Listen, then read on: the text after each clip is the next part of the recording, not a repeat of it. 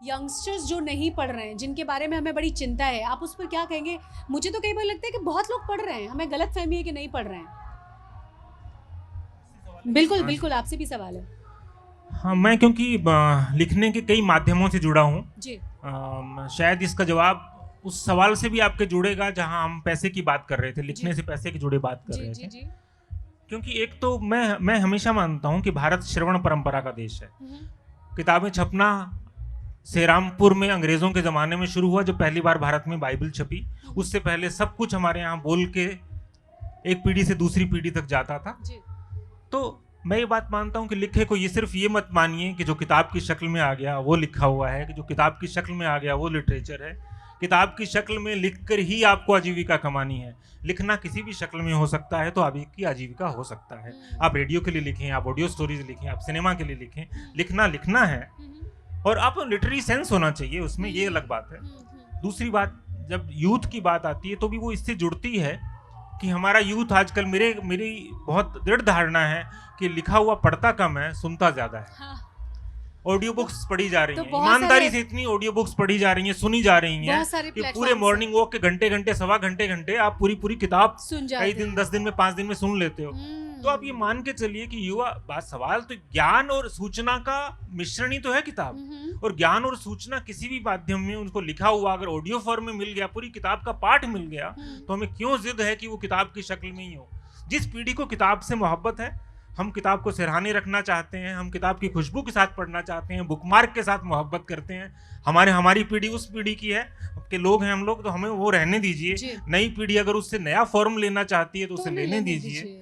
तो पर ये मैं कतई नहीं मान सकता हूँ कि वो ज्ञान और मनोरंजन के उस कहे गए माध्यम से अलग होगी, ये नहीं होती है। और दूसरी एक बात और, आखिरी बात मैं कहना चाहूँगा, वो ये है कि जैसे मैंने शैलजा जी को इंट्रोड्यूस करते हुए कहा था कि वो कविताओं में कहानियां कहती हैं जी। ये आपको समझ में भी आ गया होगा उनकी 2 कविताएं सुन के। मैं ये और बात भी कहता हूँ कि जब हम बात यहाँ कहते हैं कि भारत में कवियों ने तो ओवर टाइम किया है, हमारे यहाँ आयुर्वेद के ग्रंथ कविता में लिखे गए, दर्शन के ग्रंथ कविता में लिखे गए, धर्मशास्त्र पूरे के पूरे ऋग्वेद से लेके सारे पुराण हमारे यहाँ कविता में लिखे गए। तो कवि से ज्यादा तो किसी ने ओवर टाइम किया ही नहीं। हमारे ज्ञान के, विज्ञान के, दर्शन के, हर चीज हमारी जो है ना वो कविता में लिखी गई है। तो कविता में कहानियां अगर शैलजा जी लिख रही हैं तो ये कौन सी नई बात है? मतलब मैं पूरे आदर के साथ कह रहा हूँ, नई बात इस रूप में नहीं कह रहा हूँ कि महत्वपूर्ण काम नहीं कर रही है, महत्वपूर्ण काम किया जा रहा है। तो अगर वो किसी भी रूप में आप तक पहुंचता है, दृश्य श्रव्य माध्यम से पहुंचता है, सुनकर पहुंचता है, बस शब्दों की इज्जत हो, शब्दों की सलाहियत हो, उसका कायदा आप में जिंदा रहे, तो हम लिटरेचर को जिंदा रख लेंगे, किताबें बची रहेंगी और हमारा आपस में मोहब्बतें बची रहेंगी। शुक्रिया, बहुत बहुत शुक्रिया आपका। शैलजा जी, इस सेम सवाल कि यंगस्टर्स क्या वाकई में कम किताबें पढ़ रहे हैं, ये चिंता का विषय है आप जैसे लेखकों के लिए?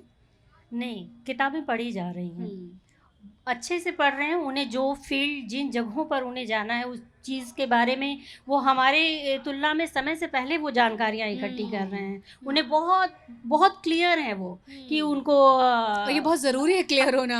हम लोग बहुत लेट से क्लियर हो पाए, क्लियर नहीं थे।